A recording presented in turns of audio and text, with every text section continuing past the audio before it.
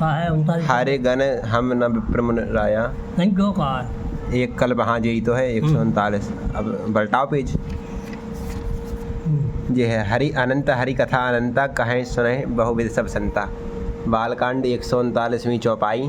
जो कहा देखो यह प्रसंग में कहा भवानी हरि माया मोही मुनि ज्ञानी।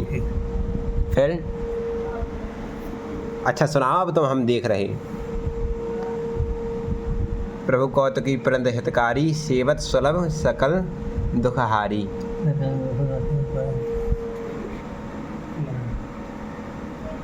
कैसे भूल गई थी आपकी लाल? शंकर जी ने पार्वती जी कहीं लेकर काट दे जा तू। अच्छा वो तय चल हुआ यार। सुनाओ तो हमारा प्रसंगम। तू नहीं आना, अचानक खबर है आ गई। हाँ चौपाई कही हाँ और ये कहूँ चौपाई ये कहाँ। अच्छा जाग वाला भरद्वाज पे है तो हाँ। शंकर पार्वती पे जी दूल्हा कहाँ की जनता हाँ। वो ढूंढते आओ कर जाए। तो अब तैसे सुनाओ विविध प्रसंग अनूप बखाने। फिर कहा है तो नाश्ता जैसा कहीं से आने फिर हरी अनंत हरी कथा अनंत हाँ कहीं तो नहीं बाबा सतन फिर कल में भेद हरी अनंत तो आए जी नहीं रामचंद्र के चरित्र चल तो आए कल्पकोट। लग जाए न गाए। फिर यह प्रसंग में कहा भवानी जी हरि माया मोह मुनि ज्ञान फिर परम कौतुकी प्रणतकारी सेवत सुलभ सकल आई। फिर सोल नर मुनि को नाय जिन्ह मोह माया प्रबल अध विचार मन माय तद ये महामाया। अब लोग जा दूसरे प्रसंग निकाल रहे हैं आपकी लाने। एक बस हाओ आरती बन सन्मुख भई बिलग्न मानव तात आरज सुतपद कमल बिन। सीता जी ने सोवंत से कही। फिर सुनावे तैसे पितृ वैभव विलास में ढीठा। रिपुमन लोढ़ा तो नदागत पद पीछा। फिर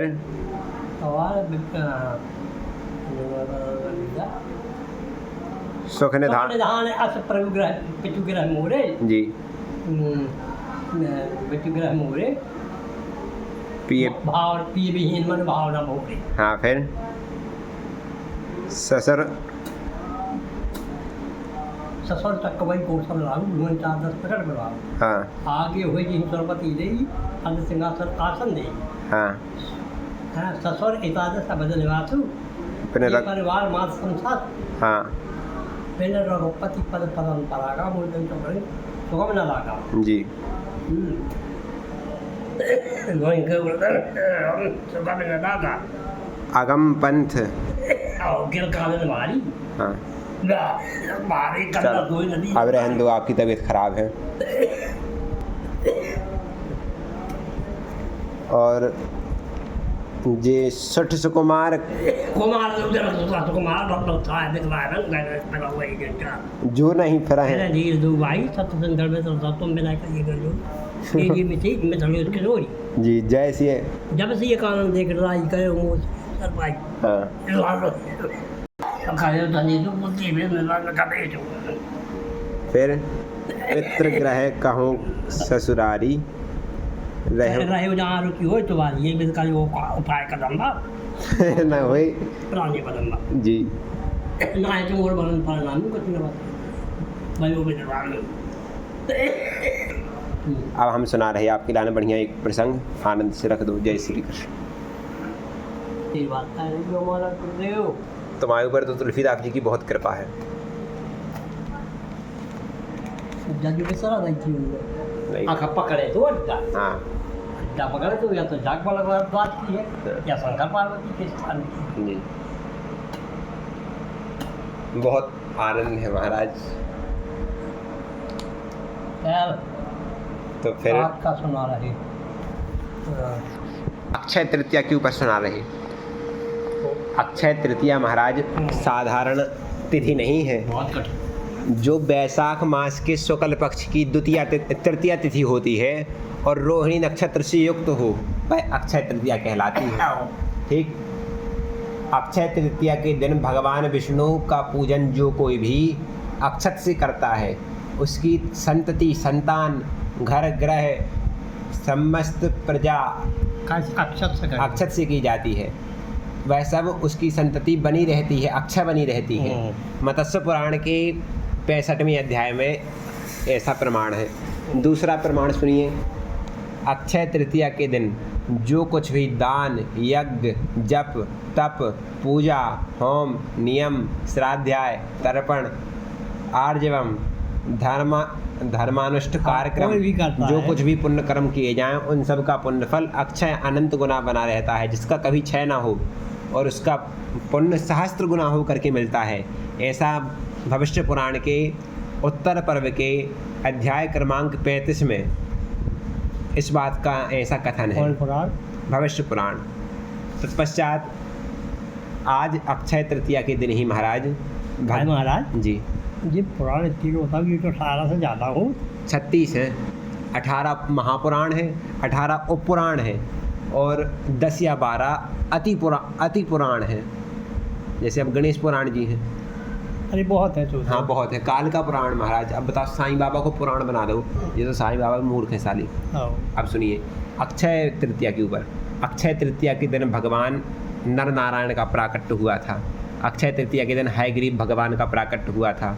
अक्षय तृतीया के दिन अच्छा हयग्रीव जी भगवान भाई तो की मार में भाई थी।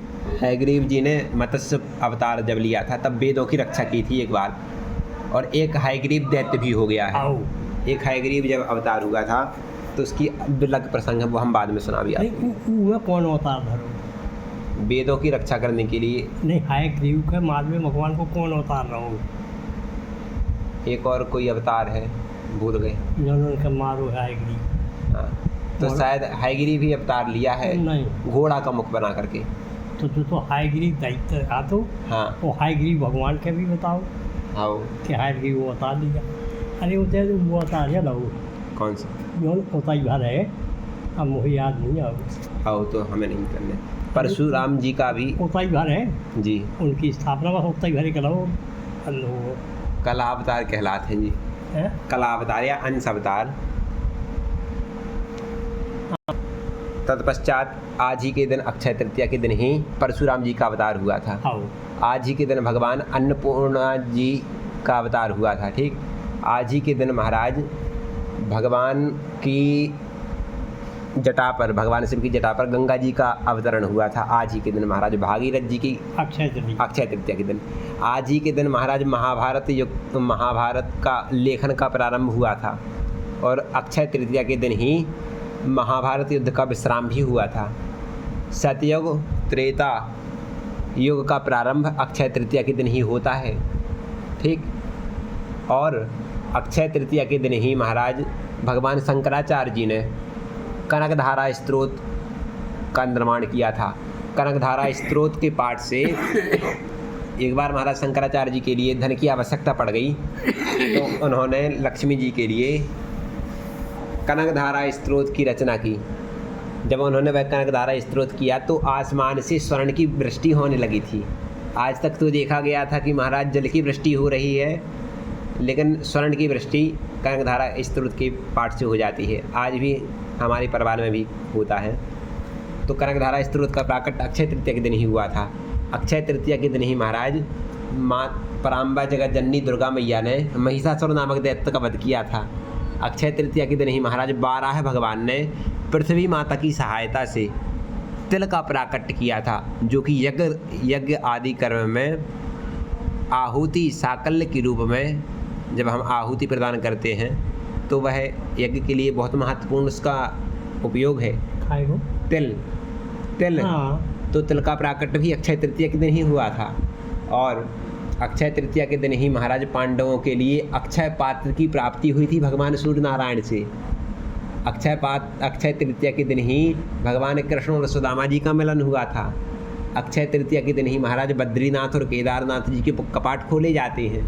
अक्षय तृतीया के दिन ही महाराज भगवान जगन्नाथ जी के रथ का निर्माण होता है। अक्षय तृतीया के दिन ही भगवान की चंदन यात्रा होती है। भगवान के संपूर्ण शरीर में चंदन का अनुलेपन किया जाता है। भगवान के लिए चंदन की पोशाक रखाई जाती है। और अक्षय तृतीया के दिन ही वर्ष भर में केवल एक बार भगवान श्री बिहारी जी हैं वृंदावन के, उनके सुंदर सुंदर चरण कमलों का दर्शन केवल वर्ष में एक ही बार अक्षय तृतीया के दिन ही होता है। एक बात आप बताइए, भगवान के चरण कमल केवल अक्षय तृतीया के दिन ही क्यों दिखाई देते, और दिन क्यों नहीं? भगवान की एक भक्त थे, तो उनका नियम था कि वह प्रत्येक अक्षय तृतीया के दिन बद्रीनाथ में जाकर के उनके चरण कमलों का दर्शन किया करते थे। क्योंकि एक वही बार कपाट खुलते हैं तभी, तो वह वृद्ध हो गए थे, अब वह जा नहीं सकते थे। तब महाराज बिहारी जी महाराज ने उनके लिए स्वप्न में दर्शन दिया कि महाराज कल अक्षय तृतीया है, आप तो जाने में असमर्थ हैं, तो आप खेद ना करें, आप कल आकर के हमारे चरण कमलों का दर्शन करें। और आज से मैं ऐसी मान्यता और ऐसी प्रथा लागू रीति प्रारंभ कर देता हूँ कि आज से जो कोई भी अक्षय तृतीया के दिन भगवान श्री बिहारी जी महाराज की चरण कमलों के दर्शन करेगा, उसके लिए बद्रीनाथ में दर्शन करने का जो पुण्य फल शांति की प्राप्ति होती है वह बिहारी जी के चरण कमलों के दर्शन से प्राप्त हो जाएगी। तो महाराज इस कारण से वर्ष में केवल एक ही बार उनके चरण कमलों का दर्शन होता, फिर वो नहीं गए, उन्होंने महाराज इन्हीं के दर्शन किए। तो उनके लिए बद्रीनाथ जी ने भी आशीर्वाद दिया कि अब आप वहीं से दर्शन कर लिया करिए। ठीक, तो इतनी महान अक्षय तृतीया के दिन ही महाराज कुबेर के लिए धनपाल पद खजांची पद की प्राप्ति हुई थी। भगवान से जब प्रसन्न हो गए कुबेर जी के ऊपर, तो माता पार्वती जी के साथ दर्शन देने गए, लेकिन कुबेर ने कुदृष्टि से माता पार्वती के लिए देख दिया। अब महाराजा माता पार्वती ने अपना रुद्र रूप धारण कर लिया और उनके लिए श्राप दे दिया कि तुमने मुझे कामा दृष्टि से देखा, अरे मूर्ख मैं तुझे श्राप देती हूँ, तेरी एक आँख फूट जाए। तो महाराज कुबेर जी अंधे हैं, उनके लिए एकाक्षी पिंगल कहा जाता। पिंगल यानी होती है आँख, और एकाक्षी यानी एक आँख, एक अक्ष। तो महाराज इस प्रकार से एकाक्षी पिंगल की उपाधि दी गई। तो है कोई, हाँ है? और क्या, हाँ तो बनवाई नहीं हमने। अरे काय को बनवाए भी, अब बताओ महाराज भले कनवा हैं, लेकिन उनके लाने सबको पूज रहा हूँ। बस रात थोड़ी नहीं कि निर्धन हो जाए। हाँ, वो तो वरदान देने गए थे, पद छीण नहीं करूँ। हाँ, तो महाराज अनंत अनंत भगवान की मान्यताएं हैं अक्षय तृतीया की। और इस दिन बढ़िया शुभ कर्म करने चाहिए, भगवत भजन करना चाहिए। भगवत भजन की जरूर जाना है जी। तो इस प्रकार से, और सुनाए कुछ। अब विश्राम, कल बिहारी जी महाराज को बढ़िया अभिषेक होने हैं। कल थोड़ी, कल ही होने, तो परसों।